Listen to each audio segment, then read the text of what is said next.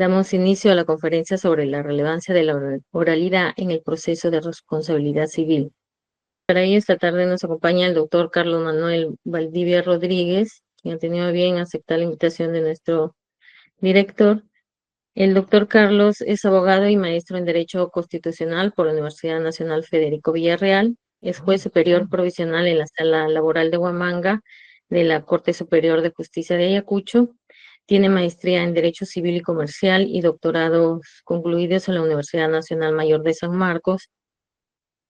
Asimismo, maestría en Derecho Procesal en la Universidad Nacional de Rosario, Argentina, y es profesor universitario de pre y posgrado en Derecho Civil y Procesal Civil.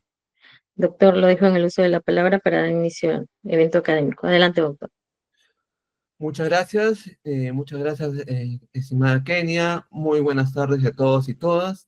Para mí es grato volver a este espacio que es la Escuela de Formación de Auxiliares Jurisdiccionales y Administrativos de la Corte Superior de Justicia de Lima, EFAJA, para el día de hoy, dentro de esta actividad académica, referirme a un tema de manera general, que es la oralidad civil, para enlazarlo dentro de lo que se constituye la responsabilidad civil y denotar por qué es importante la aplicación de la oralidad civil dentro de lo que son los procesos de responsabilidad civil. Es por eso que el título que se le brindó a esta ponencia es la relevancia de la oralidad en el proceso de responsabilidad civil.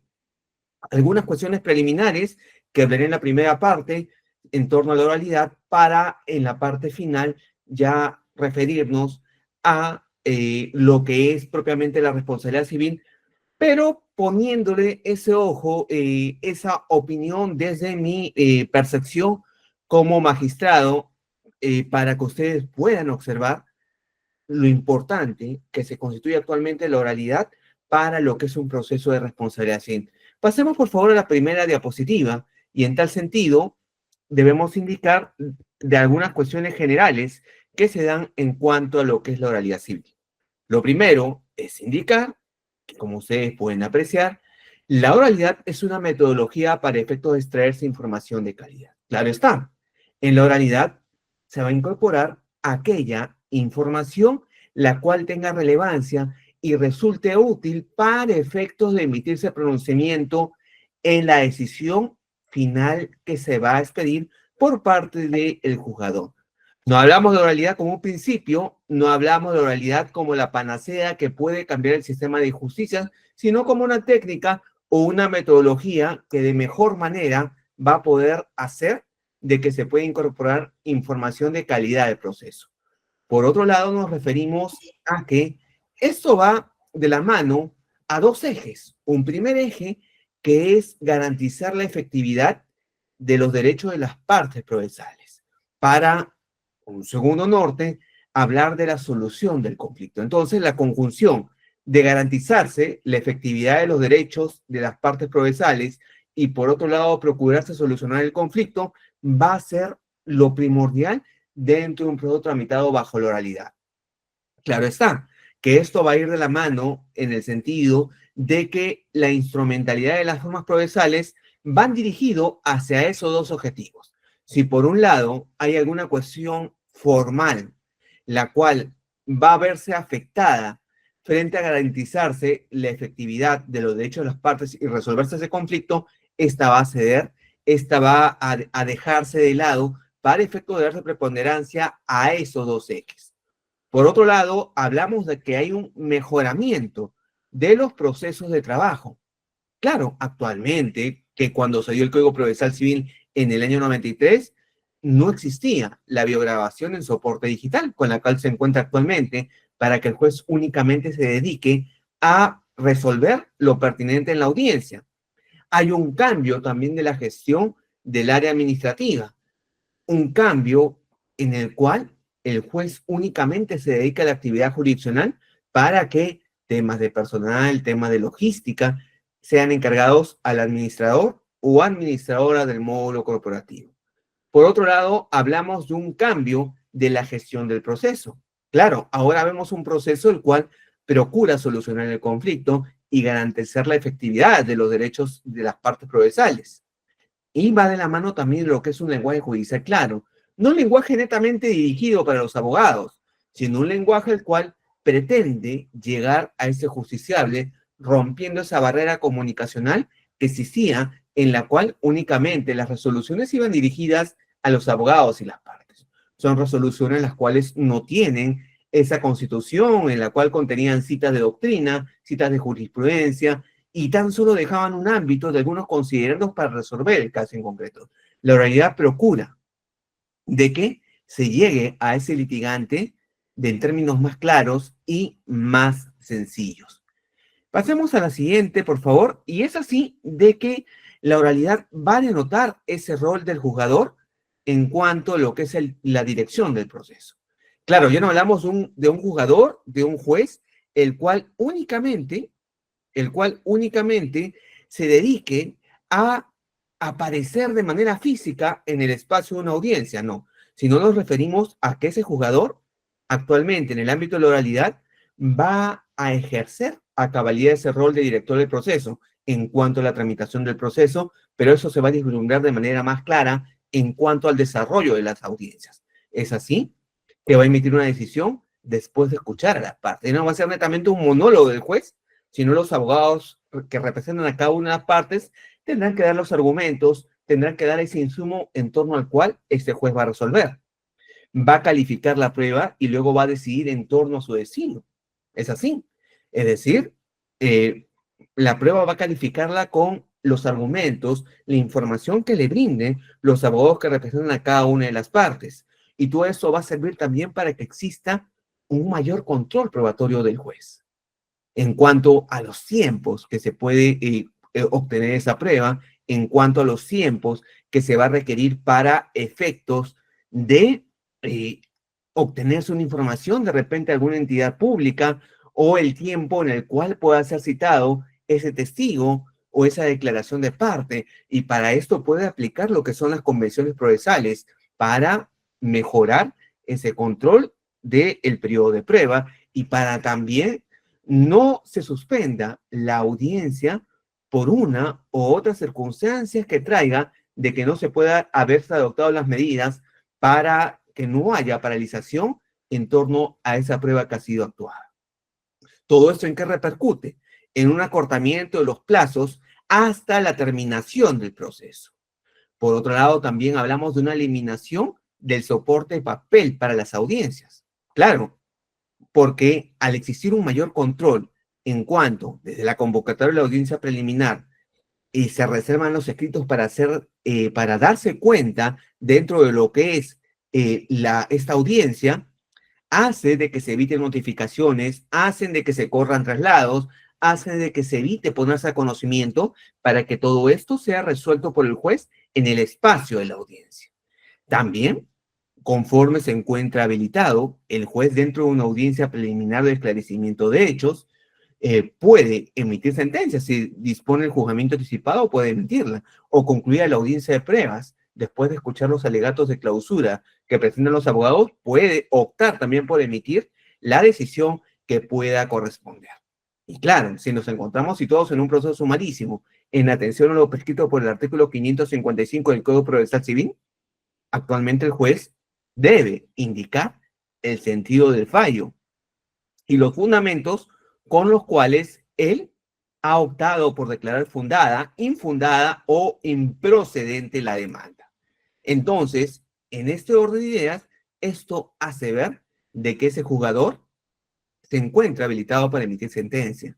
Ya no hay que esperar los 50 días de realizada la audiencia de pruebas para emitirse la sentencia o los 25 del proceso abreviado, sino esto puede hacerse en un tiempo menor.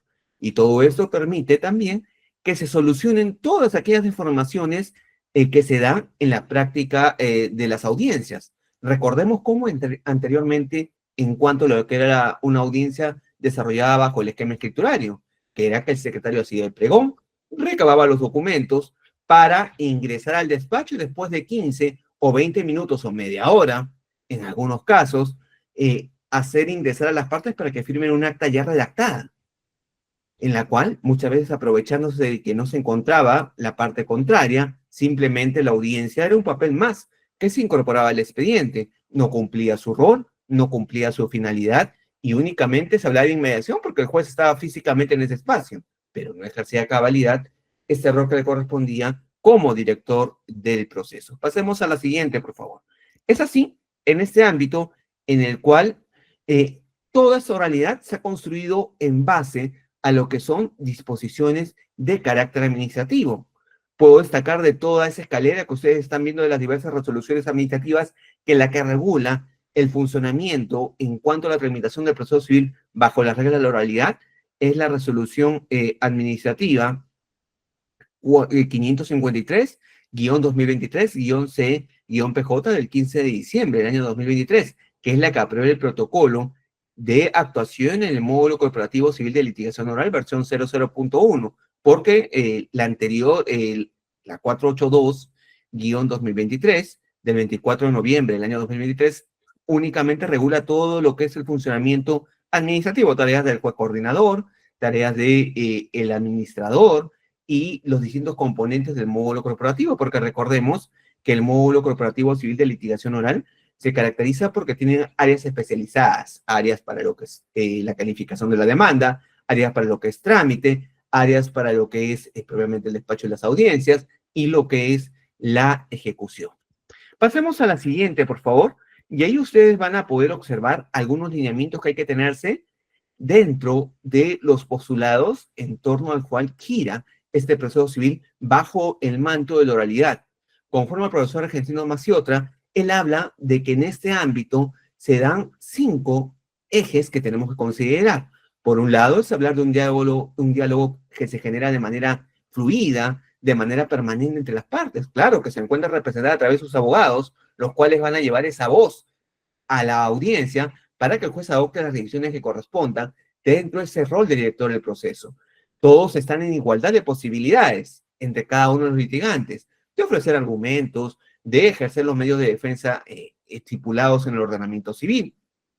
Y eso deriva en un ejercicio real y efectivo de los poderes, deberes de cada uno de los juzgadores. ¿Y cómo se da ese ejercicio real y efectivo de sus poderes? Se da en torno a ese escenario que es la audiencia, ese escenario en el cual vamos a poder ver ese juez en acción, dirigiendo de manera imparcial ese debate que se va a dar entre cada una de las partes. Y esto va a generar un equilibrio del juez con las partes. El juez va a recabar esa información que le brinden las partes y que es manifestado por cada uno de sus abogados, y el juez dará la misma oportunidad, el mismo tiempo para que hablen o el mismo espacio para que expresen alguna cuestión de acuerdo a la defensa que hayan podido establecer. Y obviamente garantizando un respeto inclaudicable del derecho de defensa y lo relativo a lo que son las garantías constitucionales. Pasemos a la siguiente. Entonces, ustedes pueden ver que en base a estos postulados se viene dando el proceso civil oral, que podríamos resumirlo en las siguientes claves que ustedes están apreciando. Por un lado, hablamos del uso de las técnicas de la gestión procedimental, lo que conocemos como el case management, que es aquel mecanismo, aquel ámbito en torno al cual el juez va a tener una visión desde cómo se inicia el proceso a cómo podría concluir, que principalmente va a permitir una gestión en cuanto al tiempo, en cuanto a recursos humanos y lo que vendrá posteriormente en las audiencias y la sentencia. Les pongo un ejemplo para graficar mejor esto. Supongamos, por ejemplo, de que al ofrecerse la demanda, dentro de lo que son los medios probatorios, se indica de que se ofrece, por ejemplo, la información que se puede encontrar en una municipalidad determinada. Claro, el juez viendo todo esto y conforme al protocolo de actuación del módulo corporativo civil de litigación oral que vimos anteriormente, este permite que el juez al admitir el trámite de la demanda pueda ir oficiando. Y eso es gestión del caso. Para efectos de cuando llegue la audiencia preliminar y de esclarecimiento de hechos, no se pierda tiempo en recién poderse obtener esa información. Y también no hablamos de procesos civiles puramente orales, sino que tiene una fase escrituraria. La fase escrituraria que se va a dar en la presentación de la demanda, que es de manera escrita, la contestación de la misma manera o la reconvención, si lo hubiera, que va a seguir conforme a estos mecanismos estipulados. Entonces, netamente no existe un proceso puramente oral, porque la oralidad se va a vislumbrar dentro de lo que es la audiencia o audiencias que corresponden desarrollarse, de acuerdo que si nos referimos a un proceso de conocimiento, a un proceso abreviado o a uno de carácter sumarísimo. Y podemos ver un énfasis en la colaboración procesal. ¿De qué manera? De que el juez o la jueza, conjuntamente con las partes, buscan resolver ese conflicto. Y si las partes no quieren apoyar, no quieren colaborar esto, lo que puede hacer el juzgador es aplicar los apercibimientos, las medidas coercitivas que regula el Código Procesal Civil, como por ejemplo la multa, para que cumpliese con su mandato, porque acá lo que se quiere es que todos coadyuven para resolver el conflicto, y eso se encuentra también dentro del protocolo de actuación del módulo corporativo civil de litigación oral. Entonces, podemos ver en este ámbito de que el juez ejerce ese rol de director del proceso y lo ejerce de manera cabal, lo ejerce de manera plena, todo esto para efectos de poder resolver ese conflicto. También hay una posibilidad de revisión plena de la sentencia de segunda instancia. Claro, el juez revisor, el juez de apelación, va a poder apreciar lo que aconteció, lo que pasó en esa audiencia preliminar o en esa audiencia de prueba, porque va a poder acceder a ese registro que se ha dado esta audiencia en audio y video, siguiéndose lo regulado por el artículo 204 del Código Procesal Civil. Esto va a redundar en que los plazos totales para el control efectivo de la duración del proceso, de la prueba, con la videograbación queden reducidos, porque recordemos, ¿cuál era el problema que existía cuando se tenía que redactar todo lo que acontecía en el acta? De que el juez dictaba al secretario lo que entendía de lo que habían manifestado las partes. El abogado hacía las correcciones. Y esto se daba ya una vez concluida la audiencia, le pasaba al secretario, le entregaba el acta impresa al juez, el secretario, el juez hacía las correcciones, se pasaba al abogado, y así sucesivamente. Y esto generaba que una audiencia que podía acabar en 45 minutos, con todo esto demorara 1 hora, 2 horas, hasta se triplicara el tiempo. Todo eso queda de lado en torno a lo que es una audiencia desarrollada bajo este esquema de oralidad. Pasamos a la siguiente y justamente ustedes van a poder ver el artículo 6.2.5 del protocolo de actuación del módulo corporativo civil de litigación oral, la cual habla de ese principio de colaboración e impone a las partes y demás actores, órganos de auxilio judicial, por ejemplo, testigos, el deber de colaboración para la resolución del conflicto en forma oportuna y celere y efectiva según el caso. Ahí participa el juez conjuntamente con las partes para tales efectos. Pasemos a la siguiente. Todo esto se va a dar dentro de lo que es el proceso de conocimiento abreviado, que en el mismo vemos de que hay dos audiencias que se destacan en esos procesos, una de las cuales es la audiencia preliminar y una segunda que es la audiencia de pruebas. Muchas veces no se va a desarrollar la audiencia de pruebas. ¿Por qué? Porque claro, si hablamos de medios probatorios los cuales no requieren la realización de una audiencia de pruebas, todo eso concluirá únicamente con la audiencia preliminar del esclarecimiento de hechos. Pero si hay una prueba testimonial, una declaración de parte, una inspección judicial, una prueba pericial, se va a tener que desarrollar necesariamente lo que es la audiencia de pruebas, que concluirá como los alegatos de clausura.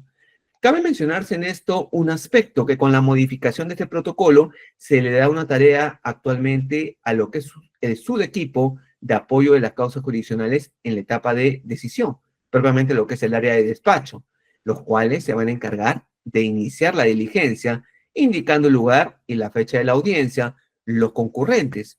Luego de esto se informará las reglas de conducta a tenerse en cuenta en el desarrollo de la audiencia y el apercibimiento que debe dictarse en el supuesto caso de incumplimiento.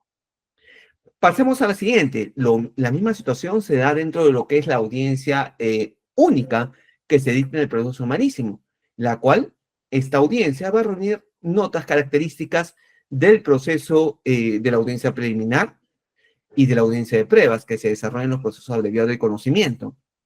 Porque en la audiencia única se van a desarrollar todas estas etapas y la misma, conforme a lo regulado por el artículo 555 del Código Procesal Civil, va a concluir con lo que es, en este ámbito, los alegatos de clausura. después de ello, como les indiqué, lo que va a hacer el juzgador es proceder a expedir sentencia. Ya no se puede reservar, ya no puede omitir, indicar el sentido del fallo y los fundamentos. Lo único que señala el código es de que la sentencia escrita se va a notificar a las partes dentro de los 5 días posteriores de ser desarrollada esta audiencia. Ya no puede reservarse en tal sentido. Y la audiencia única va a ser el espacio en el cual ya se va a indicar a las partes si el juez falla, declarando infundada o improcedente la demanda planteada. Pasemos a la siguiente, por favor. Y esto va a permitir de que tomemos en cuenta la importancia que tiene la audiencia, la importancia que tiene la audiencia dentro de lo que es la decisión que se debe emitir. Porque, como les he venido refiriendo, la oralidad en materia civil no implica la desaparición de modo alguno del papel de determinadas presentaciones escritas. Demanda, condenación, y las mismas que van a indicarse las pruebas respectivas, se va a seguir presentando por escrito, claro.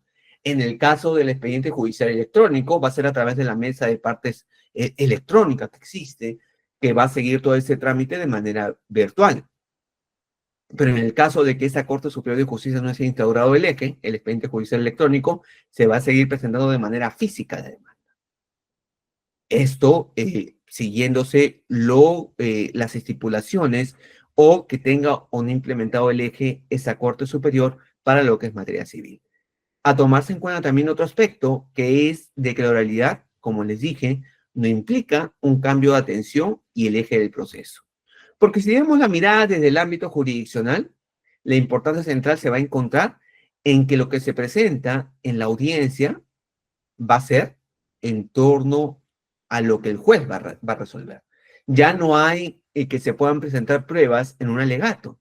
Si no es introducido dentro de las audiencias, el juez no puede tomarlo en cuenta de modo alguno. También hay que considerar que la oralidad significa un cambio de atención y un cambio en cuanto a lo que es el eje del proceso. Porque si nos situamos del ámbito de lo jurisdiccional, la importancia central se encuentra de que lo que se introduce por los abogados de las partes y lo admite el juez va a ser aquello sobre el cual éste se va a tener que pronunciar. Y si hablamos desde el punto de vista del litigante, esto hace de que es importante la dialéctica, la persuasión que va a imprimir ese abogado y la solidez en cuanto a la presentación de sus argumentos orales, no tanto en la extensión, no en tanto en la cantidad de citas insertas en los escritos anteriores, sino en esta información de calidad, en esta información precisa, en esta información clara que permitirá a este juzgador resolver en torno a lo que ha sido brindado por las partes. Pasemos a la siguiente diapositiva, por favor, y vamos a poder, dentro de esa secuela de la importancia que tiene la audiencia como centro de la decisión, de que la misma, frente a cualquier decisión que implique un grado de controversia, un desacuerdo en lo que hay que decidirse entre las partes, el juez va a resolverlo de manera imparcial, en un espacio que reúna a los interesados frente a sí, con inmediatez y decidiendo en base a lo que se conoció o se discutió en ese espacio. Situémonos en uno de los múltiples casos de responsabilidad civil que se pueden dar. Por ejemplo, en lo que es un accidente de tránsito. En ese ámbito, en la demanda se va a brindar la información en torno a lo que es un accidente de tránsito. Cómo se produjo el mismo, qué tipo de daños se han podido ocasionar, sobre los cuales se pide el resarcimiento económico, y en torno a esto es de que el juez atenderá ese petitorio formulado. Y lo que tiene que garantizarse ese juez es resolverlo bajo un manto de imparcialidad, tomándose en cuenta ese espacio que va a reunir a cada uno de los interesados frente a sí, aplicando la inmediatez, decidiendo sobre la base de lo que se conoció y se discute en ese espacio. No sobre su conocimiento privado, sino sobre lo que ofrecen cada una de las partes, porque recordemos que hay proscripción, hay un impedimento legal de que el juez pueda resolver en base a su conocimiento privado. Entonces, en este ámbito que les vengo refiriendo, pasemos a la siguiente, por favor. Hay que tomar en cuenta de que la audiencia como centro de la decisión no es la verbalización o hacerse una suerte de teatro, como un canal de un portal jurídico difunde mucho aquellos abogados, como yo les denomino, aquellos abogados de farándula, que se caracterizan por gesticular, por tirar objetos al piso, o aquellos abogados los cuales muchas veces faltan a través de esa manera de realizar la litigación oral, faltan el respeto muchas veces a los presentes en ese espacio. Y acá es clave el rol del director del proceso que tiene que ejercer el juez para imponer las reglas, cómo se deben desenvolver esos abogados.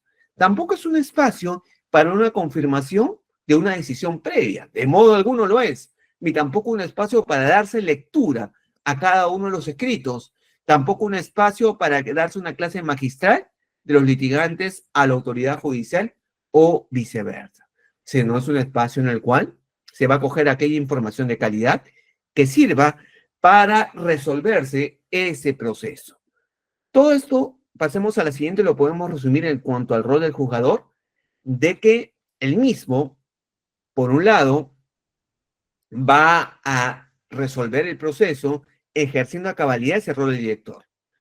Frente a la inobservancia de sus mandatos, puede aplicarlo, hacer ejercicio de lo que son sus poderes disciplinarios y coercitivos, estableciendo los puntos controvertidos y no controvertidos, procediendo a lo que es la admisibilidad de recepción de la prueba y, como lo indiqué, a la expedición de las sentencias orales. Claro, si hablamos de un ámbito de oralidad, tan solo esto hará de que el mismo indique el sentido del fallo, los fundamentos con los cuales va a construir su decisión, porque nuestro Código Procesal Civil en ese ámbito sigue manteniendo la escrituralidad para la expedición de las sentencias, las cuales, en el caso del proceso sumarísimo, hay hasta 5 días para que expida la sentencia. En el resto de procesos, claro, no se llegan a esperar los 50 o 25 días, es un plazo mucho menor, que en muchos aspectos no supera los 10 días por parte de muchos jueces. Y lo que hace es de que haya una mejor atención en cuanto a lo que se ha presentado. Ahora bien, pasemos a la siguiente y refirámonos en torno a lo que es la audiencia preliminar. Audiencia preliminar en la cual vamos a poder observar, vamos a poder apreciar que en un caso de responsabilidad civil versus a lo que era un proceso escriturario en el cual se emitía un auto en el mismo que se efectuaba la fijación de puntos controvertidos y el saneamiento probatorio, no tiene ese impacto que podría tener un proceso tramitado bajo un esquema de oralidad. Porque partamos de este punto. ¿Qué se va a desarrollar en la audiencia preliminar? Como ustedes lo pueden apreciar, dentro de la audiencia preliminar se va a dar ese contacto inicial del juzgador con los justiciables. Va a escuchar los hechos dentro de esta etapa postulatoria, para dentro de lo que es lo que ha sido vertido en la etapa postulatoria. Cada abogado forma su estrategia para sustentarla en la etapa postulatoria y hacerla que ésta pueda discurrir de manera regular, sin ningún tipo de contradicción en lo que se sostuvo en la etapa postulatoria. Es así que con ello va a permitir identificar ese fondo de la controversia que se ha planteado, que se ha dado. Así también hay la posibilidad de poderse solucionar el conflicto por medio de lo que es la conciliación. Claro, después de presentado el caso, el juzgador va a invitar a los abogados de las partes a que puedan conciliar, conversando con sus patrocinados, porque finalmente los que van a adoptar la decisión, si proceden a conciliar, son las partes. Es así entonces de que en base a la propuesta que se ha hecho en el petitorio, el juez puede dar ese espacio para que puedan dialogar las partes. Inmediato a ello, adoptar una decisión. Si no la toman, el juez puede proponer una fórmula conciliatoria. Claro, en los casos de responsabilidad civil, cabe mencionarse de que esta etapa de conciliación no es tan nítida. Muchas veces no es tan claro de que el juez pueda también proponer una fórmula conciliatoria, porque como vamos a ver más adelante, cuando estamos en una pretensión de responsabilidad civil, lo que va a tener ese juzgador que analizar, va a tener que ver, es, por un lado, de que en torno a esa pretensión se den todos los elementos de la responsabilidad civil. Es decir, de que existe esa obligación de poder indemnizar o poder resarcir los daños que se hayan podido generar lo que es materia del petitorio demandado. Pero para esto va a haber que realizarse un análisis de todos esos elementos de la responsabilidad civil para de esa manera estimarse o no si existe esa obligación de atenderse ese petitorio formulado. Y muchas veces en lo que es responsabilidad civil existe esa reserva del juez a conciliar en torno a eso. Claro está, si es que supongamos que en la vía penal se ha determinado y se ha impuesto una sanción penal a ese demandado o a ese procesado, ahí sí podría el juez, en base a esa determinación del daño que ya se hizo en la vía penal, poder intentar conseguir. Claro, debo mencionarles algunas cuestiones. Dentro de lo que es, y como lo dije en alguna disertación que di justamente dentro de ese espacio de FACA, en torno a lo que es la responsabilidad civil derivada de un ilícito penal, puede pedirse en la vía civil que se nos resarzan los daños que han sido dejados de lado, que no han sido tomados de manera genérica dentro de lo que es reparación penal que se otorga en un proceso de esa naturaleza. Y es así que la reparación civil que se da en la vía penal puede ser atendida en la vía en un proceso civil de indemnización por daños y perjuicios, siempre y cuando ese concepto no haya sido desarrollado o abordado al otorgarse la reparación civil. Pero si el juez considera de que esto no ha sido atendido, no ha sido abordado, puede otorgarlo en la vía civil vía el proceso de indemnización por daños y perjuicios, pero descontando el monto que se ha pagado en la vía penal. Casos en los cuales existen omisiones en este aspecto, puedo mencionar, por ejemplo, en cuanto a lo que son daños de carácter extrapatrimonial. Muchas veces se hace la cuantificación de la reparación civil de manera genérica, de manera general, y no se establecen cada uno de los conceptos de la responsabilidad civil para otorgarse esto. Tampoco se digrega si son daños de carácter patrimonial, lucro cesante, daño emergente, o de carácter extrapatrimonial, como daño moral, daño a la persona, entre otros que podrían ser atendidos. También dentro de lo que es esta audiencia preliminar, se van a depurar los defectos impeditivos de una decisión sobre el fondo de la controversia, ya sean propuestas por las partes o identificados por parte del juzgador. Puede darse también ese escenario de dejar todo saneado para poderse expedir un pronunciamiento definitivo o un pronunciamiento de fondo. Las propuestas de los puntos controvertidos por las partes y la fijación definitiva por el juez. Claro, las partes proponen los puntos controvertidos y el juez, atendiendo el petitorio, lo que se ha dicho en el escrito de contestación de la demanda o reconvención, los fijará de manera adecuada y tomándose en cuenta lo que se ha señalado dentro de la segunda regla del 10º pleno civil casatorio, que el juez tiene que ser exhaustivo al momento de fijar lo que son los puntos controvertidos, no repitiendo los petitorios, no haciendo una transcripción del petitorio de la demanda o de la contestación, sino apuntalando a lo que es este aspecto de aquellas cuestiones en las cuales exista controversia, existan posiciones discordantes entre cada una de las partes. Entonces, en este escenario en el cual existe una audiencia preliminar o de esclarecimiento de hechos, en el cual ese juzgador va a evaluar el material probatorio ofrecido por cada una de las partes y va a proceder a fijar definitivamente las pruebas que acreditan las preposiciones fácticas que hayan podido ser planteadas, va a ir de la mano a la información que brinden cada uno de los abogados. Es así que la evaluación del material probatorio que ha sido ofrecido por las partes va a tener que pasar por ese norte de la admisión o rechazo. ¿Y cuál va a ser ese norte? Los hechos controvertidos, los puntos controvertidos fijados por el juez, que va a hacer que se depure aquella prueba la cual no guarde concordancia con la misma, si es una cuestión en la cual no existe controversia entre lo que hayan podido señalar las partes. Pueden haber acuerdos probatorios también. Por ejemplo, supongamos que cada parte en un proceso de responsabilidad civil por daños patrimoniales, como para efectos de establecer el daño emergente entre el lucro cesante, ofrece una prueba pericial. Pero llegan al acuerdo ambas partes de que el juzgado designe al perito para efectos de que establezca esos daños y renuncian a presentarse pericias de manera separada. Así también las partes procesales pueden obedecer las órdenes impartidas por el juzgador en la conducción de la audiencia y acorde con el principio de buena fe y colaboración, que serían en este ámbito los ejes respectivos que nos permitan conducirnos de manera adecuada frente a esto. Pasamos a la siguiente, por favor, Kenita, para seguir un poco la secuencia que es lo que estoy refiriendo. Muy bien. Ya hablamos en esta primera parte de todas aquellas cuestiones generales que tenemos que tomar en cuenta si nos encontramos situados en el ámbito de un proceso civil oral.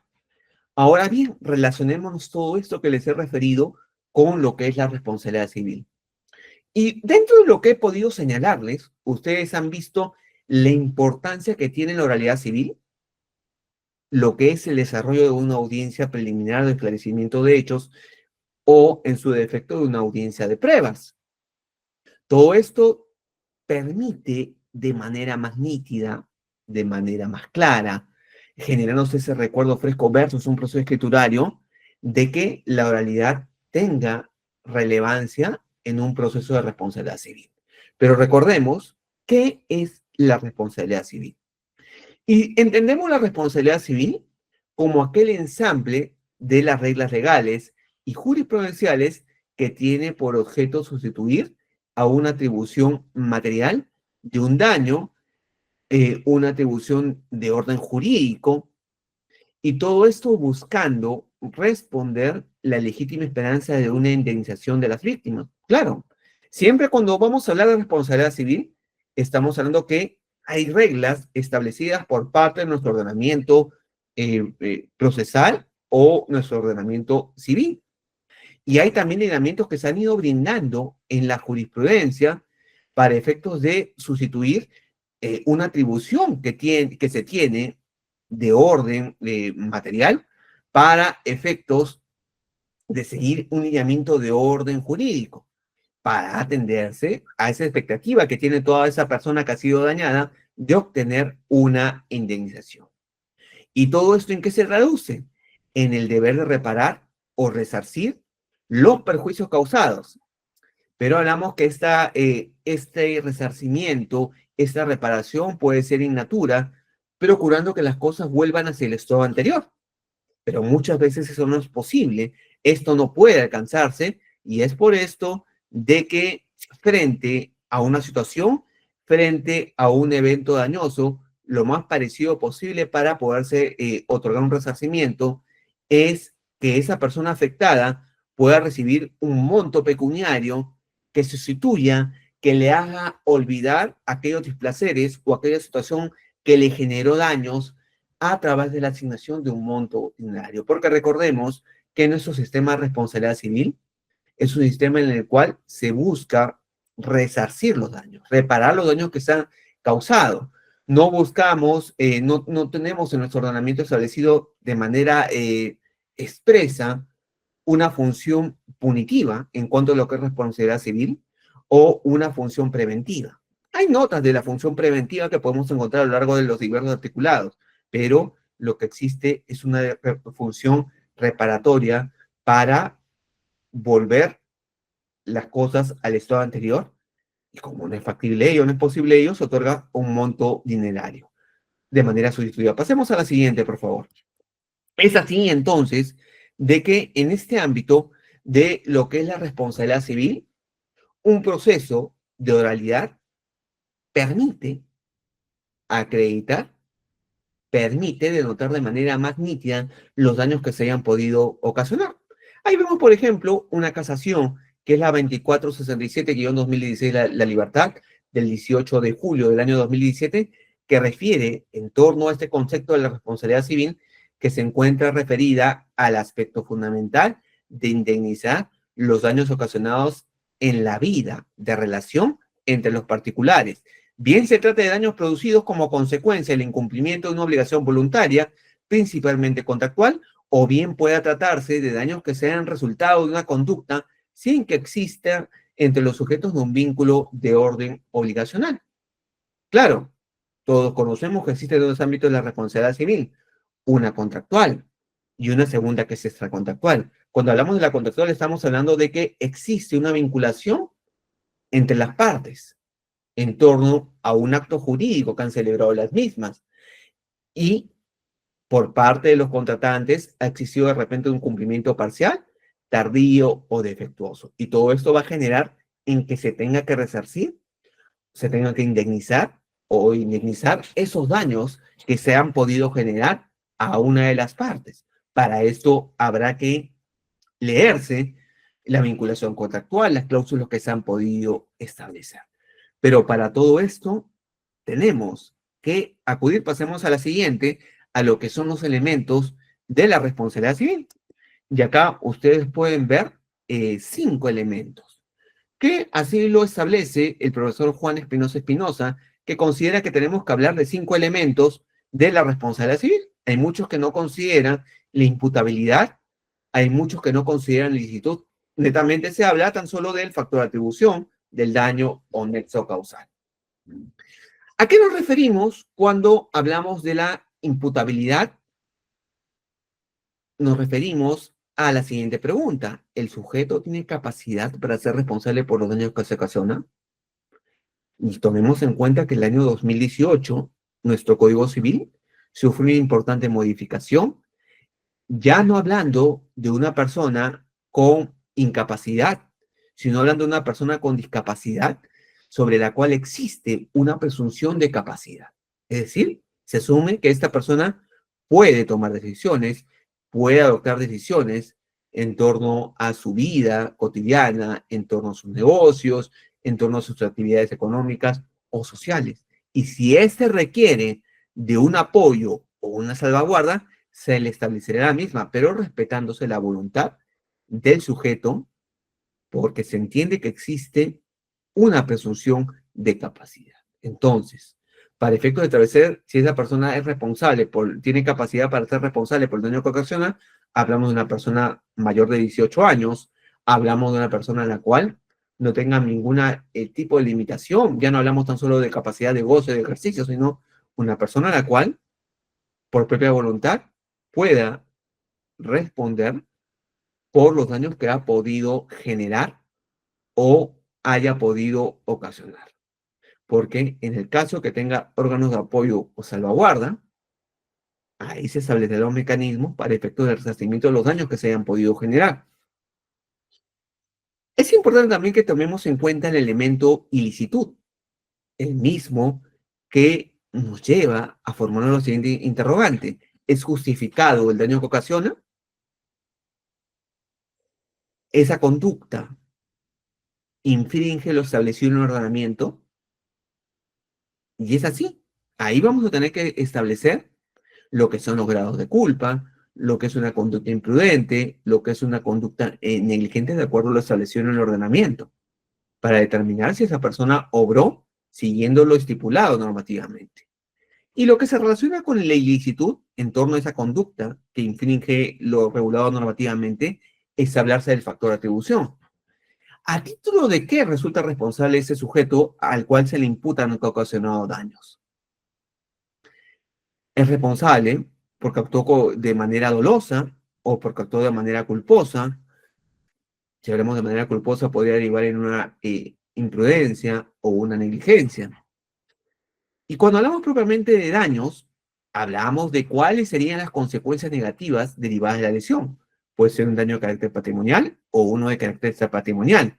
Para finalmente hablar de esa relación que existe entre la conducta y el daño que se ha producido. Y acá surge la pregunta, ¿hay relación entre el hecho y el daño?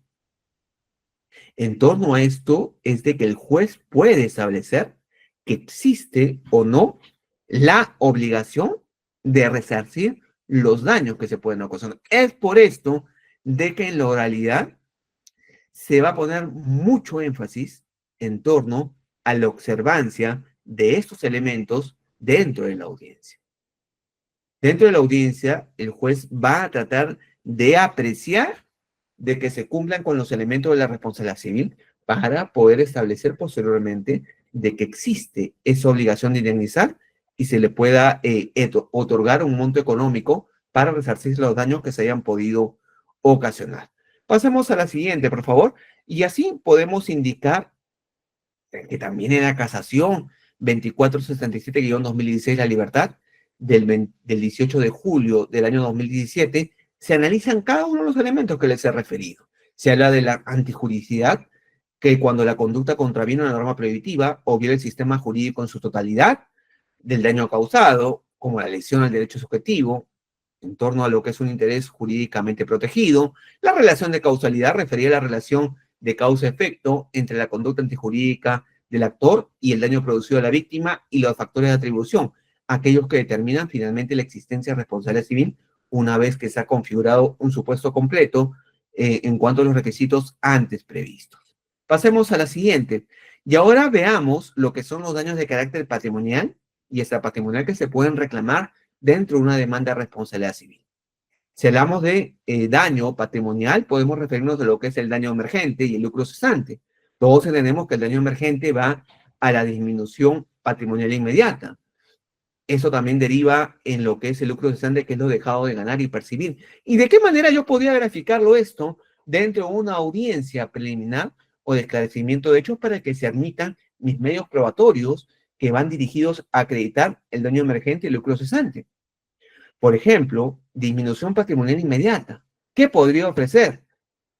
Podría ofrecer de repente un informe pericial, el cual determine, por ejemplo, si el dañado es una empresa en la cual, producto de ese incumplimiento parcial, tardío o defectuoso, ha tenido una disminución inmediata. Ese informe pericial, en base a los libros, en base a la información de esa persona jurídica, podrá indicar a cuánto asciende el monto en cuanto al periodo reclamado por ese incumplimiento parcial, tardío o defectuoso. En cuanto a lo que es lucro cesante también. ¿Cuánto ha dejado de percibir por el daño que se ha ocasionado? Supongamos, por ejemplo, hablamos de una persona jurídica la cual se encarga de lo que es el servicio de catering para conferencias, para eventos, para actividades determinadas. Y esa empresa que brinda el servicio de catering, de repente, se da la eventualidad, se da la circunstancia en la cual esta subcontrata a otra empresa para efectos de que le brinde, prepare los bocaditos, los pitipanes, los dulces, las butifarras, las bebidas que se van a ofrecer, pero se da la eventualidad de que esa empresa, el evento se va a desarrollar a las 6 de la tarde y esa empresa subcontratada nunca llega. Llega a las 8 de la noche, hora en la cual ya culminó ese evento para el cual fue contratado. En ese sentido, tendría que acreditarse porque al no haber cumplido, de repente le entregaron un adelanto. La empresa le va a pedir que le devuelva ese adelanto. Porque de repente tenemos que, al momento, ver cómo solucionaba eso. El daño emergente, la disminución patrimonial que ha tenido, de repente, para solucionar eso. La empresa con la cual se celebró ese acto jurídico. Entre otras situaciones más que se pueden dar. Claro, siempre lo que es el daño emergente y el lucro cesante va a ser fácilmente acreditado porque van a haber diversos medios probatorios para poderse denotar esto. También, dentro de lo que es la jurisprudencia nacional, si bien es cierto, no hay una concordancia clara, pero la posición mayoritaria en cuanto a lo que es la acreditación de los daños patrimoniales apuntala a que estos tienen que ser acreditados. Si no se acreditan, son desestimados finalmente, aplicándose el contenido del artículo 200 del Código Civil. Pero existe una posición también un poco más minoritaria que habla de que se podría aplicar el artículo 1332, aunque esto por lo general se aplica más para lo que son los daños patrimoniales, que habla de que el juez si el resarcimiento del daño no pudiera ser probado en su monto preciso, debe fijarlo con la aplicación de lo que es la valoración equitativa, que también podría hacerlo el juzgador en este ámbito. Podría hacerlo, podría aplicar la valoración equitativa para efecto de establecer un monto para resarcirse esos daños que se reclaman, tomándose como margen los documentos que se han establecido. O sea, no va a partir de cero, sino va a tener algún margen de referencia en torno al cual este va a motivar. En torno a lo que son los daños subjetivos, tales como es el daño a la persona, tales como es el daño moral, cabe mencionarse lo siguiente, de que dentro de lo que fue el tercer pleno civil casatorio, recordemos que abordó de la separación de hechos, se desarrolló con claridad en torno al resarcimiento, principalmente dentro del ámbito contractual, cuando se pide daño moral, daño a la persona, daño al proyecto de vida de manera simultánea.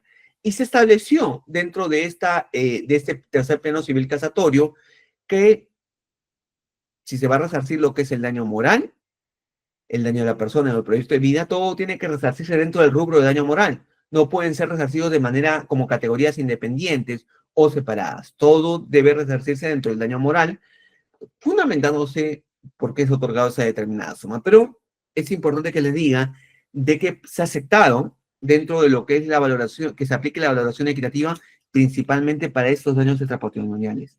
Aquí sí existe una posición más mayoritaria. En cuanto a ello, puedo mencionar en tal sentido la casación 4198-2017 de Arequipa del 7 de junio del año 2021, la cual señala lo siguiente.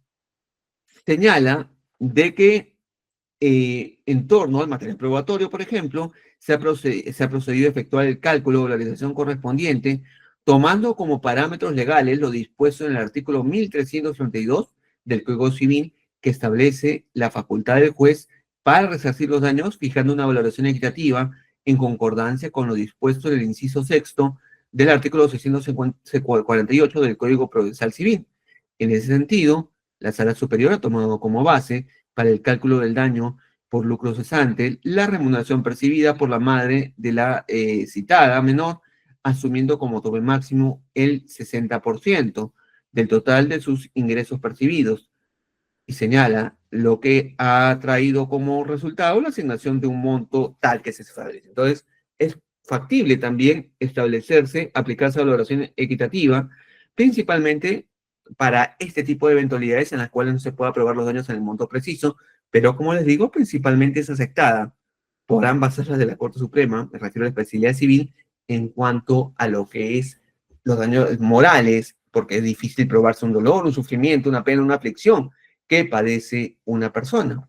Como hay daños directos, podemos hablar de daños reflejos por rebote o indirectos, como puede darse por la pérdida de un familiar, en la cual esa persona va a reclamar a modo de daño moral principalmente que se le resarza por la pérdida de un animal o un bien determinado en este ámbito. Pasemos a la siguiente, y ahí ustedes van a poder ver la casación 13-2017, en la cual, que fue expedida la casación 13-2017 en Lima, del 24 de abril del año 2017, la que establece que la responsabilidad de ser contractual es un deber jurídico genérico de no hacer daño a los demás, como refería el desaparecido profesor Lizardo Tahuada, de no causar daño a otros. Los criterios de información en materia de responsabilidad civil y contractual se proyecta bajo dos criterios. Uno, por un lado, la responsabilidad subjetiva, contemplada por el artículo 1969 del Código Civil, y la responsabilidad objetiva, o responsabilidad por el empleo de cosas riesgosas o actividades peligrosas. Claro, siempre en el ámbito contractual va a haber una responsabilidad objetiva que no va a admitir cuestionamiento alguno, simplemente por desarrollarse una actividad riesgosa o una actividad peligrosa, uno tiene que asumir los daños que se causan, como por ejemplo el empleo de una cosa riesgosa, manejar un vehículo automotor. Por el solo hecho que tú manejas, tienes que resarcir los daños que se han podido generar, que se han podido ocasionar. Luego se verán las razones por las cuales se produjo ese accidente, pero primigeniamente se va a acudir a este aspecto. Pasemos a la siguiente y hablemos en torno a lo que es el elemento daño. ¿Qué tenemos que referir en torno a ello? Lo que tenemos que indicar en torno a lo que es el elemento daño. Pasemos a la siguiente diapositiva, por favor, que es de que hablamos de un evento, un hecho, el cual va a lesionar un bien jurídico tutelado. Y la consecuencia va a ser una secuela negativa derivada de tal lesión. ¿Cómo se puede generar esto?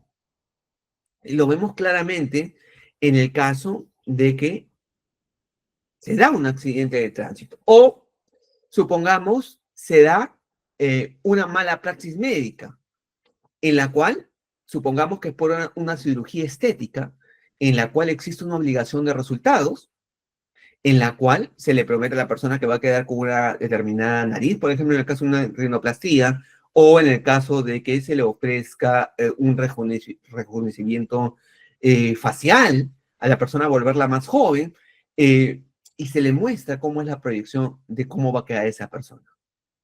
En ese sentido, en ese contexto, es de que se incumple esto, una responsabilidad de resultados, habríamos de señalar una lesión a un bien jurídico tutelado y a la secuela negativa derivada de la lesión. Muy bien, situémonos en una audiencia de pruebas en lo que se va a debatir frente a esa mala praxis médica es acreditarse ese daño, acreditarse cómo esa persona se encontraba antes del evento dañoso y que quedó no como se le había prometido, quedó mal, no quedó igual, de repente tenía piel queloide, se le afectó también el rostro, entre otras circunstancias más que denotan del médico una actitud negligente en no hacer los exámenes que correspondían para aplicar y cumplir con ese resultado que se indicó a esta víctima. El debate pericial que se va a hacer en torno al estudio de la historia clínica, a los documentos presentados, lo vamos a poder ver más graficado en una audiencia de pruebas en la oralidad, en la cual tengamos en cuenta la modificación que se hizo al artículo 208 del Código Procesal Civil, la cual habla que si van a haber declaraciones testimoniales, el interrogatorio se puede hacer de manera directa. Lo mismo que se aplica de manera extensiva también por una declaración de parte. Todo esto permite, en la oralidad, sea ese vehículo que va a generar ese debate, el juez pueda pedir las aclaraciones versus lo que es un proceso escriturario, el cual netamente se presenta el informe. En algunos casos se convoca para una audiencia complementaria para poderse pedir la información en torno a esto, pero no hay ese diálogo fluido que se da en torno a un proceso oral en el cual el juez netamente se dedica a dirigir esa audiencia. En nuestro país, lamentablemente, no hay mucha difusión en torno al desarrollo de esas audiencias de casos de responsabilidad civil, los cuales nos permitiría ver cómo la oralidad permite esto. Yo les doy una recomendación. Hay muchos videos que principalmente en YouTube se han grabado por parte de lo que es los tribunales de Argentina, de Buenos Aires, los cuales tienen publicado audiencias de responsabilidad civil, las cuales van a permitir a ustedes ver cómo se da ese debate en torno a una prueba pericial. Pero claro, tomándose como eje lo que son los hechos controvertidos y esa depuración que va a hacer el juez de la prueba o pruebas. Pasemos a la siguiente, por favor. Y ahí vamos a poder ver lo que es la casación 4929-2016 Lambayeque. La misma que principalmente nos da el concepto del daño, que es entendido como la lesión o el perjuicio de un derecho o un interés jurídicamente protegido del que puede derivar una consecuencia de carácter económico. Y la doctrina define el daño, como el perjuicio, menoscabo, molestia, dolor, que como consecuencia sufre una persona o su patrimonio por culpa de otro sujeto que puede ser generado por dolo o culpa o de manera fortuita. Esto puede ser de naturaleza patrimonial o extrapatrimonial. Entonces, en un proceso de responsabilidad civil, lo que se va a intentar es acreditar ese daño o daños que se hayan podido ocasionar, ya sea, como les dije, en el ámbito contractual o en el ámbito extracontractual. Y el debate se va a generar en torno a, ya hablamos que se han pasado por los otros presupuestos, se ha acreditado el factor de atribución, se ha acreditado lo que es la relación de causalidad y se va a discutir en torno a los daños. ¿Por qué te estás pidiendo todo el monto de 100.000 soles por lo que son daños patrimoniales? ¿Por qué estás pidiendo 200.000 soles por lo que es de repente daños extrapatrimoniales como el daño moral.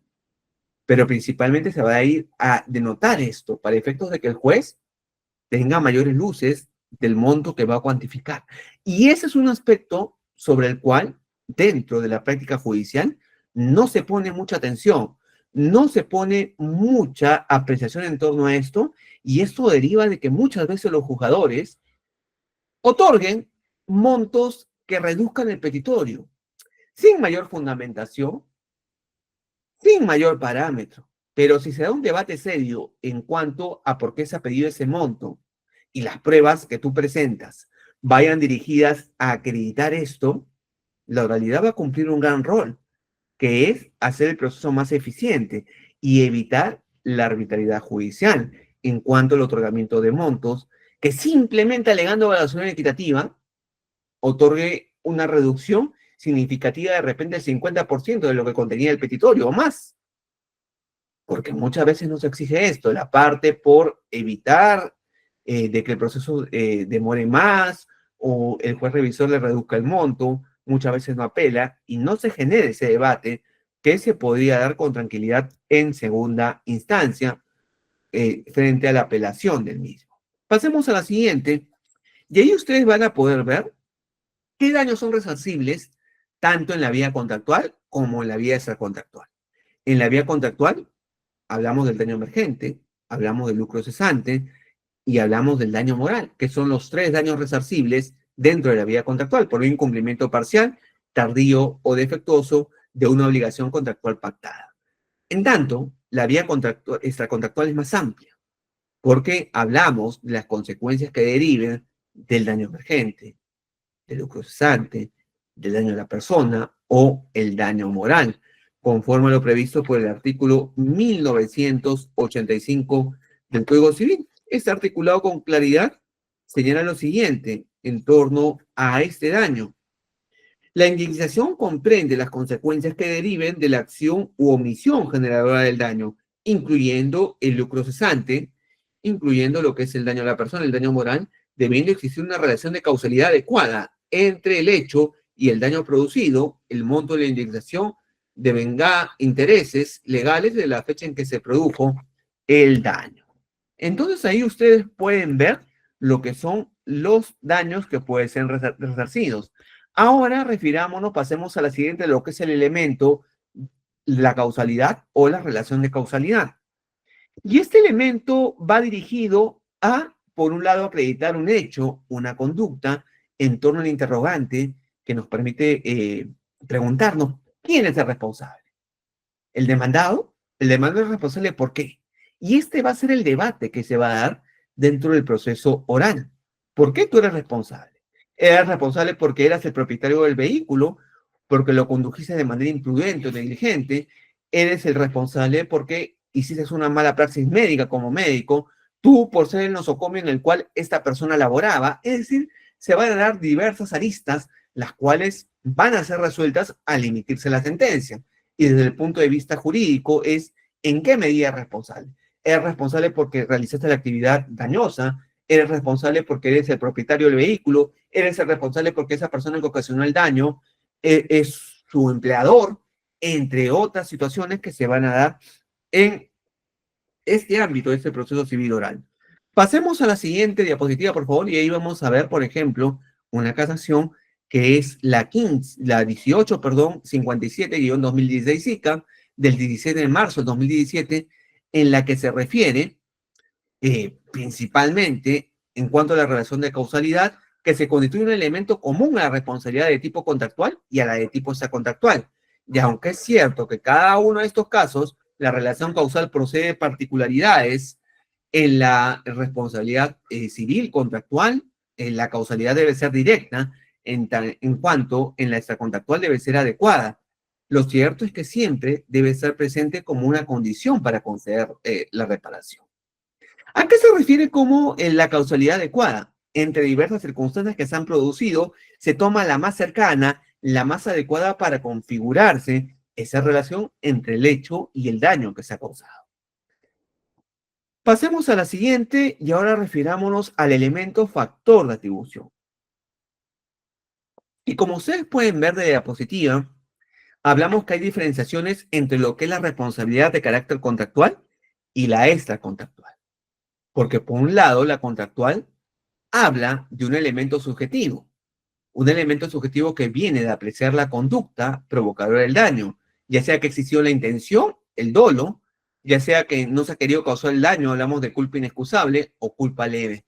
Pero una de las principales diferencias que encontramos en el ámbito subjetivo entre la responsabilidad contractual y extracontractual es de que, dado que en el extracontractual no analizamos un acto jurídico, sino es un daño que se ha producido fuera de una vinculación jurídica, hablamos de que no se va a graduar la culpa. En la responsabilidad contractual sí se gradúa la culpa, si es una culpa leve, una culpa inexcusable. Tan solo en la responsabilidad contractual, conforme a lo regulado por el artículo 1969, hablamos de dolo, intención o culpa. No existió la intención de causar el daño, que van a tener implicancias significativas, porque si hablamos de culpa netamente, que puede llevar a una imprudencia, al ocasionarse el daño, se va a reducir el monto de la indemnización. Otra diferencia la encontramos en cuanto al ámbito objetivo, de que la responsabilidad contractual, conforme a lo regulado por el artículo 1325, habla de lo que es caso fortuito o fuerza mayor. Y es así de que, por ejemplo, el artículo 1315 del Código Civil, en este aspecto, señala, caso fortuito o fuerza mayor es la causa no imputable, consistente en un evento extraordinario, imprevisible e irresistible, que impide la ejecución de la obligación o determina el incumplimiento parcial tardío defectuoso. Situación que no se da en el ámbito de la responsabilidad extracontractual. ¿Por qué habla de supuestos determinados? El bien o ejercicio de una actividad riesgosa o peligrosa, como dije, conducir, o una fábrica que produce elementos químicos contaminantes, por ejemplo. En el caso del representante legal, en el caso del dueño de un animal o el dueño de un edificio, que son supuestos específicos que establece el Código Civil. Pasemos a la siguiente y hablemos de este aspecto que trae la responsabilidad contractual, que va a la graduación de la culpa. Por un lado, el artículo 1319 del Código Civil habla de lo que es la negligencia grave. Y así lo establece el artículo 1319, que dice, incurre en culpa inexcusable quien por negligencia grave no ejecuta una obligación. Es así, no cumple con ejecutar la obligación a la cual se ha convenido. Por otro lado, dentro de la responsabilidad contractual también se habla de culpa leve, regulada por el artículo 1320, que señala, actúa con culpa leve quien omite aquella diligencia ordinaria exigida por la naturaleza de la obligación y que corresponde a las circunstancias de las personas, del tiempo y del lugar, que son circunstancias que se pueden considerar. El ámbito de la responsabilidad contractual, hablamos de culpa, pero sin graduarse la misma, como dije, y teniendo en cuenta lo que ya referí, que es el contenido del artículo 1986. También, pasemos a la siguiente diapositiva, hablamos de que existen cláusulas de exoneración o limitación de la responsabilidad. En el caso del artículo 1328 del Código Civil, señala con claridad sobre la nulidad por dolo o culpa inexcusable del deudor o de los terceros de quien, aunque por culpa leve, son nulas si violan las obligaciones derivadas de norma de orden público en cuanto a esas cláusulas, estipulaciones que se han podido pactar. En tanto, el 1986 habla con claridad, son nulas por dolo o culpa inexcusable esas cláusulas que limiten o exoneren responsabilidad, como en el caso de una mala praxis médica, que se hace firmar un consentimiento informado, que en la práctica es un documento en el cual el médico evade cualquier tipo de responsabilidad, cuando esto no es permisible conforme a las normas que hemos podido mencionar. Pasemos a la siguiente, que es el ámbito de lo que es la carga de la prueba. En cuanto a lo que es la carga de la prueba, recordemos, todo aquel que lega un hecho tiene que probarlo, tiene que acreditarlo, conforme lo regula el artículo 196 del Código Procesal Civil. Y esto no es la excepción en la responsabilidad civil, porque la responsabilidad civil establece, tanto para el ámbito contractual o extracontractual, aspectos de carga de la prueba que se tienen que considerar. Por un lado, en el ámbito contractual, el dañado debe probar el dolo o culpa inexcusable, conforme lo regula el artículo 1330 del Código Civil. Si yo alego que se me han causado daños, yo tengo la obligación de probarlos, de acreditarlos. Por otro lado, en el ámbito de la responsabilidad contractual, se presume el dolo y la culpa, conforme lo regula el artículo 1969. Se presume y va a corresponder en este ámbito a la persona a la cual se le imputa el daño a hacer el descargo y acreditar que no ocasionó el daño. Y así lo establece el artículo 1969. Aquel que por dolo o culpa causa daño a otro está obligado a indemnizar. El descargo por falta de dolo o culpa corresponde al autor. Y es clara la norma, eso se tiene que tomar en cuenta al presentarse la demanda de responsabilidad civil. Algunas cuestiones para temas específicos. Dentro de lo que es daños derivados de mala praxis médica, daños principalmente en ese ámbito, la jurisprudencia y lo que es la doctrina, jurisprudencia que emitida por parte de la Corte Suprema y el Tribunal Constitucional, hablan de que se pueden aplicar las cargas probatorias dinámicas para hacer recaer sobre la otra parte, la que tenga mayor facilidad a la prueba, poder ofrecerla, poder acompañarle en este ámbito. Eso es establecido, pero nuestro sistema normativo no lo estipula, no lo establece en dichos términos, pero algunos jueces pueden aplicar esta jurisprudencia, aunque viene siendo debatida y cuestionada, como lo dije justo en este escenario, en EFAJA, en una conferencia que dicté sobre la carga probatoria dinámica. Muy bien, pasemos a la siguiente diapositiva, ya para ir cerrando el tema de hoy, que es hablar sobre la intervención de terceros. Si en el ámbito contractual el obligado se vale de terceros, el deudor debe responder de los actos dolosos o culposos del tercero del cual se vale, salvo pacto en contrario, que lo permita el contrato conforme al artículo 1325 del Código Civil. En tanto, en la responsabilidad contractual se establece la responsabilidad solidaria entre el principal y el que actúa bajo sus órdenes conforme al artículo 1981. Responsabilidad solidaria. Lo establece en esos términos el artículo 1981. Y aquí algunas cuestiones que comentar principalmente. El artículo, este artículo 1981 principalmente se refiere a la obligación que tiene el empleador sobre sus subordinados. Supongamos que, por ejemplo, en un edificio se encuentra resbaloso y no se pone el cartel de piso resbaloso y se cae la persona y se fractura. Entonces, ¿va a reclamar a la persona de limpieza? No, sino a su empleador de la persona de limpieza que resarza esos daños. A tomar en cuenta este punto. Y muy bien, pasemos a la siguiente diapositiva y vamos cerrando el tema del día de hoy, que es un recuento de todo lo que les he referido. Lo primero, ¿por qué es importante que un proceso de responsabilidad civil se actúe bajo las reglas de la responsabilidad? Perdón, se actúe bajo el esquema de lo que es un proceso civil oral. Es importante porque principalmente va a permitir que se genere ese debate en cuanto al resarcimiento del daño ocasionado al otro, el daño que se reclama, el daño que puede ser materia de petitorio, y va a generar ese debate en torno a el monto reclamado de los daños y las pruebas que han podido ser acompañadas para efectos de obligar a ese juzgador a que brinde una mayor motivación en cuanto pretenda reducir ese monto.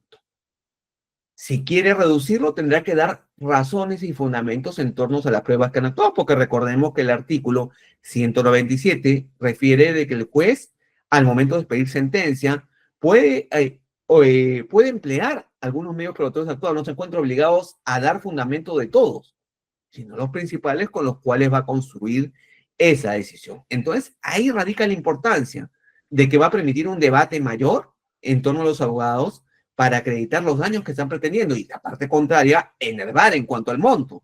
Se pueden ofrecer pericias, se pueden realizar inspecciones, se pueden recabar testimoniales y todo esto bajo un esquema de mayor eficiencia del proceso y la resolución clara de ese conflicto, cosa que no nos brinda un esquema de carácter escriturario. No nos brinda porque simplemente es distinto a que el juez tenga ese recuerdo fresco que se da en torno a una audiencia a simplemente verlo en un expediente y resolver en mérito a ello. Aparte que no se ha dado la inmediación, aparte que no ha ejercido ese juez ese rol claro de director del proceso. Y dependerá de la parte si la pretensión la va a demandar en el ámbito contractual o extracontractual de acuerdo a los hechos, las preposiciones fácticas que forman parte de la demanda y la contestación. Recordando lo que les he referido a lo largo del día de hoy en la conferencia. Si hablamos de responsabilidad contractual, por un lado, surge del incumplimiento de una obligación derivada del contrato, por un incumplimiento pasativo defectuoso. En tanto, en la responsabilidad contractual, conforme lo refería el profesor Lizardo Taguada, surge el incumplimiento de un deber genérico de no causar daño a los demás. En el caso de la responsabilidad civil, prescribe a los 10 años, puede ser formular ese petitorio. En el ámbito de la responsabilidad contractual, prescribe los 2 años. Es típica la responsabilidad contractual, mientras que la extracontractual es atípica. En la responsabilidad contractual se determina por la teoría de la causa próxima. En tanto, la responsabilidad extracontractual se determina por la causa adecuada para efecto del resarcimiento de los daños que se están pretendiendo. Muy bien, ahí podemos ver la importancia que tiene esto. La importancia que tiene esto, la mayor eficiencia que va a generar el proceso y la mayor atención que va a tener ese petitorio, procurando acercarnos al monto que ha otorgado ese jugador en cuanto a los diversos rubros de daños patrimoniales o extrapatrimoniales que se hayan podido reclamar. Es importante que tengamos en cuenta algunas reglas que principalmente yo le puedo comentar de mi experiencia como juez superior, que es que en segunda instancia vamos a buscar que se sigan los principios de limitación que tiene el juez revisor, que es, por un lado, lo que es la reforma en peor, por otro lado, es tomarse en cuenta el principio de limitación que tiene el órgano revisor, que simplemente se va a dirigir a los agravios y a los viejos errores que han sido denunciados en el recurso de apelación. Todo esto va a traer como consecuencia de que si la parte ha obtenido 50,000, por ejemplo, en primera instancia, el juez revisor va a buscar, si no apela esta parte, la parte demandante, que se mantenga ese monto. Podría incrementarlo, pero no disminuirlo, tomándose en cuenta ese principio de reforma en peor que no lo perjudique en cuanto a lo que ha obtenido. Entonces, en mérito de esas razones, podemos ver de que un proceso de responsabilidad civil en un ámbito de oralidad va a permitir que el juez acoja esa información de calidad para resolver el proceso dentro de la audiencia preliminar y la audiencia de pruebas, y todo esto atienda la naturaleza de la pretensión formulada, que principalmente busca resarcir los daños que se han causado a una víctima en cualquier tipo de actividad diaria que desarrolla esta persona. Pasemos a la siguiente. Y muy bien, con eso concluimos. Ahí tienen mi correo, mi dirección, mi página, si ustedes quieren seguirme, y quedo atento a las preguntas que me puedan formular. Muchas gracias por la invitación, muchas gracias por el tiempo, el espacio, y quedo atento si existe alguna pregunta o alguna duda sobre el tema desarrollado. Gracias.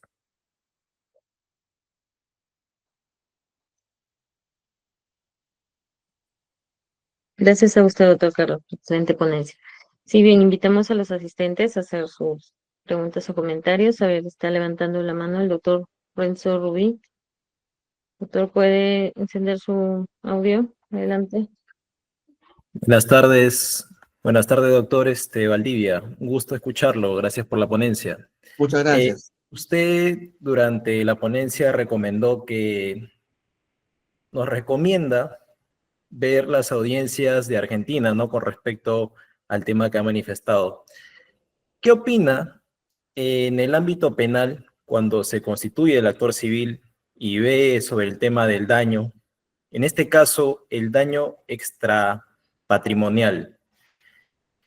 Hay, según su experiencia, quizá usted nos puede brindar por ahí una recomendación. ¿Cómo se pondera el daño moral, el daño a la persona? En un caso específico, a ver, en un tema, por ejemplo, de omisión a la pensión de alimentos, en tema de omisión, porque ahí hay por así decirlo, un daño, ¿no? Cuando el padre o la madre omiten, ¿no? Dar alimentos. Ahí se ve un tema, ¿no? Que deben hacer una reparación por ese tema. En ese tema en específico, ¿cómo se pondera ahí el daño extra patrimonial, es decir, daño moral o de la persona? Yo lo veo más ese tema en torno a lo que es una indemnización. Es decir, estamos hablando de una obligación legal que establece la norma de que se tenga que otorgar, de que se vaya a la vía penal y se tenga que otorgar un monto determinado porque la propia norma lo exige y lo obliga frente al incumplimiento de la pensión de alimentos, que hayan los parámetros relativos a lo que son pensiones devengadas para que se pueda seguir la vía penal. Ahí yo considero que principalmente el parámetro que puede tomar el juez penal va a ser considerar en cierta manera el monto de vengado, que es lo que se exige que él cumpla para el proceso penal. Porque como el demandado, en este caso el padre alimentista que no cumplió con pagar la pensión de alimentos, va a ser procesado en la vía penal en base a una liquidación de un periodo determinado que va a establecer un monto, que también será el parámetro finalmente si es que se quiere terminar con este proceso penal, que él cumpla con pagar esa liquidación. Entonces, en ese ámbito, esto va a ser un monto, pero principalmente en el ámbito de lo que es la reparación civil. En este tipo de procesos, yo no veo un monto tan significativo como para otro tipo de circunstancias que puedan generar daños. ¿Por qué?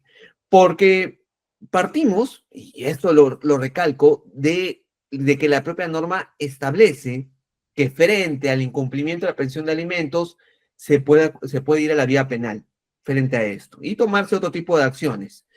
Pero aquí hablamos de que va a depender mucho de aquel ámbito en el cual se hayan dado las circunstancias dentro del proceso. Es decir, me estoy refiriendo al proceso de alimentos, en los cuales, por ejemplo, si existió una renuencia tal de este demandado de cumplir con la pensión de alimentos, supongamos en varios años, el juez puede otorgar un monto determinado por esto. Yo le pongo en ese supuesto porque yo entiendo como, por ejemplo, frente a supuestos en los cuales en la vía penal se da, por ejemplo, un caso de un homicidio culposo derivado de un accidente de tránsito. Ahí si hablamos de una cuestión más nítida en la cual puede evidenciarse lo que es el daño a la persona, lo que es el daño moral, lo que son los daños patrimoniales. Y aquí siempre, en la mayoría de circunstancias, en la mayoría de casos, va a depender mucho, respondiendo un poco a su pregunta, va a depender mucho del aspecto en el cual el juez penal, al momento de otorgar la reparación civil, motive en cuanto a lo que son los elementos de la responsabilidad civil. Para otorgar esto, motive si este acoge daños patrimoniales o daños extrapatrimoniales, porque todos esos vacíos van a poder ser aprovechados para, si la parte no se encuentra conforme, supongamos que en este proceso de responsabilidad civil hay dos personas que fallecen. El juez penal opta por otorgar a los deudos, por ejemplo, supongamos que son dos hijos de unos padres, le otorga 80.000 soles. Y de manera genérica, por daño moral, dice, le otorgamos le otorgamos, tomándose en cuenta eso, daños patrimoniales, le otorga 80.000 soles por ambos hijos.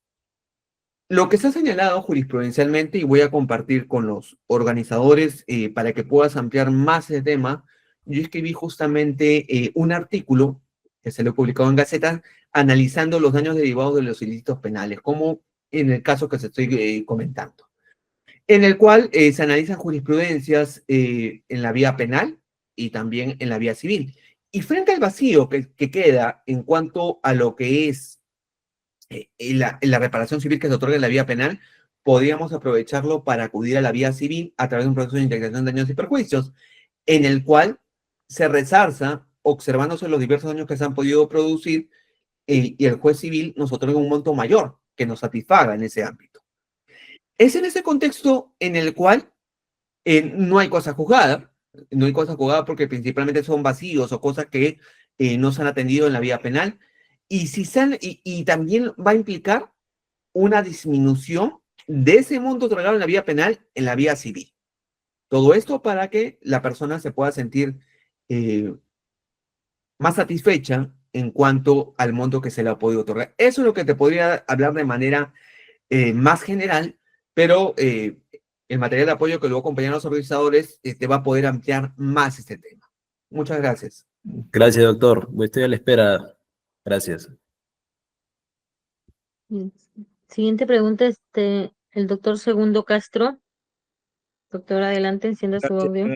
Buenas tardes. Felicitar también al ponente por la brillante exposición.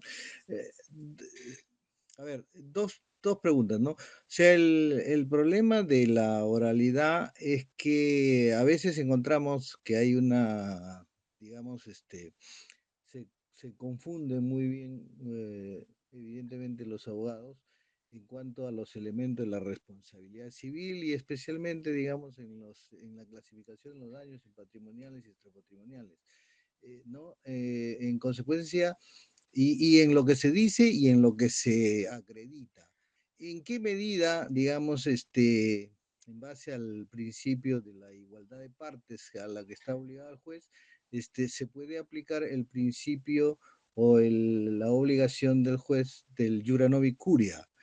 Esa sería una de las preguntas en materia civil, entendiendo de que, digamos, en materia civil, evidentemente, hay igualdad de las partes procesales con mayor razón, digamos, más que el principio de socialización que se aplica en otros ámbitos del derecho procesal.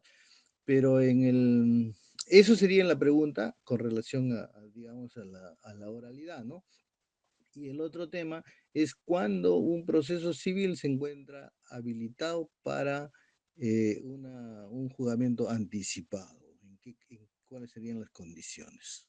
A ver, Gracias. respondiendo a la primera pregunta, doctor. En torno a lo que es el ámbito de aplicación del principio de jure curia, recordemos, regulado por el artículo 7º del título preliminar del Código Procesal Civil, se establece de que el juez conoce el derecho y lo tiene que aplicar así haya sido invocado de manera incorrecta o errónea.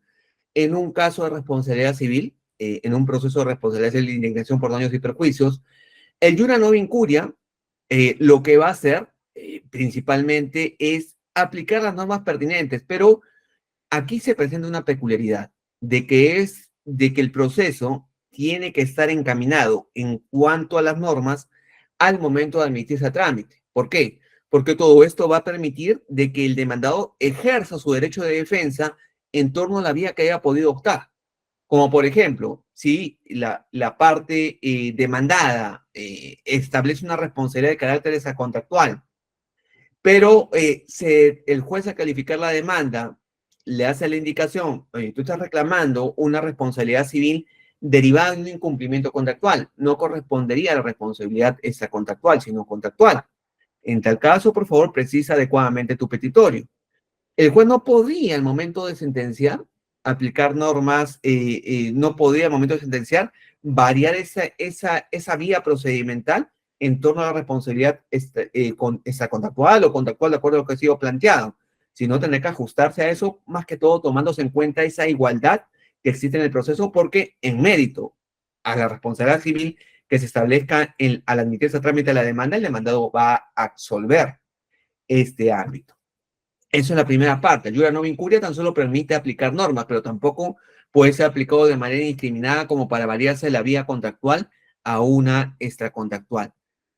El otro aspecto en torno a lo que es este ámbito de la oralidad va de la mano también en el sentido de que, aparte de que en la audiencia preliminar de esclarecimiento de hechos, el juez va a hacer el despacho de la prueba, va a admitir aquellas pruebas, insisto en esto, tomándose en cuenta lo que son los hechos controvertidos.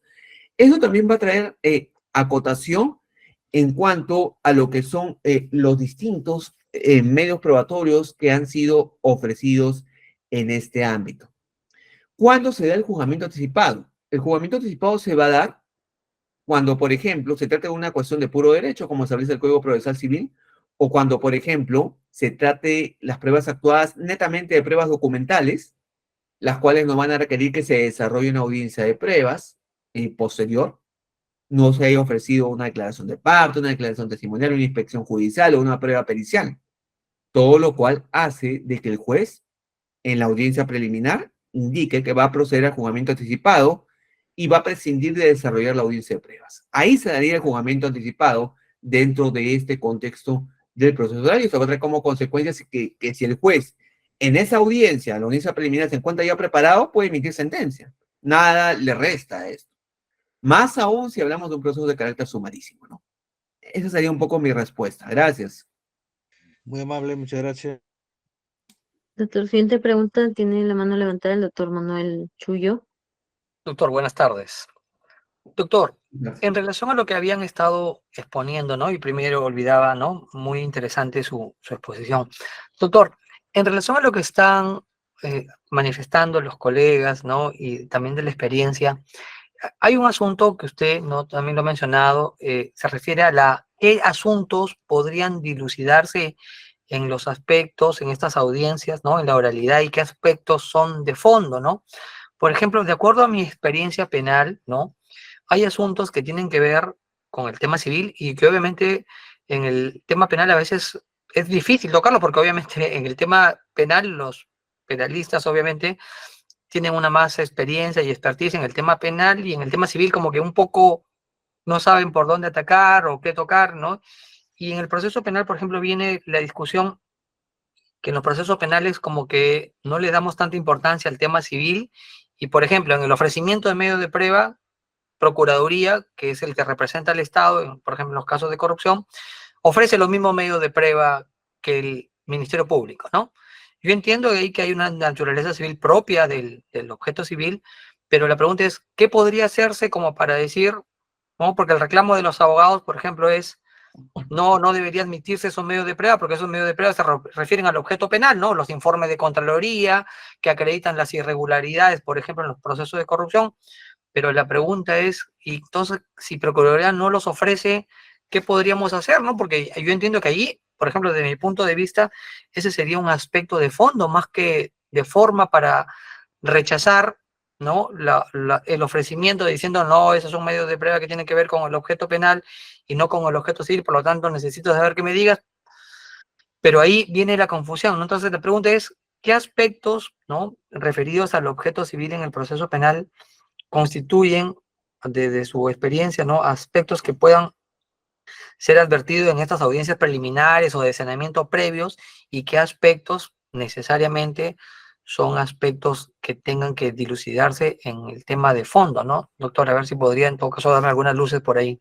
Bueno, de manera general, lo que podría referir lo siguiente, ¿no? Si nos situamos en un proceso civil, aquí todo va a partir, y justamente el despacho de la prueba va a hacerle el juez, tomando en cuenta lo que son las cuestiones controvertidas, es acreditar aquellas preposiciones sobre las cuales tú indicas algo. Por ejemplo, tú reclamas, producto de los daños que se te han causado, daños de carácter patrimonial y extrapatrimonial, que establecen un monto determinado. Tus pruebas van a girar en torno a, en primer lugar, acreditar lo que son esos elementos de la responsabilidad civil y esos daños sobre los cuales reclamas resarcimiento. Muchas veces, como por ejemplo, los informes de Contraloría que se pueden ofrecer en la vía penal, con la cual de repente a esa persona se le ha podido sentenciar en la vía penal por un delito determinado, si hablamos de un proceso civil, esto serviría como, por ejemplo, para determinar los elementos de la responsabilidad y de repente el factor de atribución, de repente la antijuricidad, de repente la relación de causalidad. Y ese va a ser el norte. Pero muchas veces existe confusión, como usted lo ha señalado, de que en la vía penal, ese informe de Contraloría, dentro de los casos que he visto, le puedo comentar esto, tiene carácter de prueba preconstituida. Y así lo establece la norma de la Contraloría. Dice que tiene carácter de prueba preconstituida. Y se intenta entender de que por el hecho de que esa norma especial habla del carácter de prueba preconstituida en la vía civil, va a tener un tratamiento mayor, puedo indicarlo en ese términos, un tratamiento más relevante frente a las otras pruebas cuando el Código Procesal Civil se rige por el artículo 197 de esta norma procesal. La 197 que con claridad señala que todas las pruebas son valoradas por el juez de manera conjunta. Todas son valoradas por el juez de manera conjunta y señala, todos los medios probatorios son valorados por el juez de forma conjunta, utilizando su operación razonada. Sin embargo, en la resolución solo serán expresadas las valoraciones esenciales y determinantes que sustenten su decisión. Si hablamos de un proceso civil, este va a ser el norte para lo que es la valoración de las pruebas. Y únicamente lo que hará ese carácter de prueba preconstituida será que no tengan que corroborarse en el proceso civil. No se va a corroborar. simplemente ya no se necesita al perito que hizo el informe ni nada, porque se entiende que es una prueba que, al ser una prueba conforme a esa norma especial, ya no tiene que corroborarse en la vía civil, pero eso no hace que esta prueba tenga preponderancia frente a otras, sino todas van a ser valoradas en ese conjunto. Y ese va a ser el parámetro que se van a tener con todas las pruebas que van a tener que ser ofrecidas. Es por eso que la tarea del abogado en la demanda y en la contestación es ofrecer las pruebas que guardan relevancia con lo que él afirma. Porque en el proceso civil hay que tomarse en cuenta que con claridad el artículo 442, inciso segundo del Código Procesal Civil señala lo siguiente: pronunciarse en cuanto a lo que es la comunicación de la demanda de reconvención, señala: el demandado debe pronunciarse respecto a cada uno de los hechos expuestos en la demanda. El silencio, la respuesta evasiva o negativa genérica pueden ser apreciados por el juez como reconocimiento de verdad de los hechos alegados. Y ese es el norte, el derrotero que va a tener. Si él no llega a fundamentar, el juez va a aplicar esto y simplemente aquellos silencios, aquellas no expresiones que se hagan, le va a jugar en contra al momento de emitirse la sentencia. Gracias. Gracias, doctor. Bien, doctor, no tenemos más preguntas. Daremos fin al evento académico, sin antes agradecer nuevamente la colaboración a EFAJA Lima. Muchas gracias, doctor Carlos. Muchas gracias, Kenia. Muchas gracias a todos los que nos han acompañado el día de hoy. Y bueno, hasta otra oportunidad. Buenas noches. Gracias.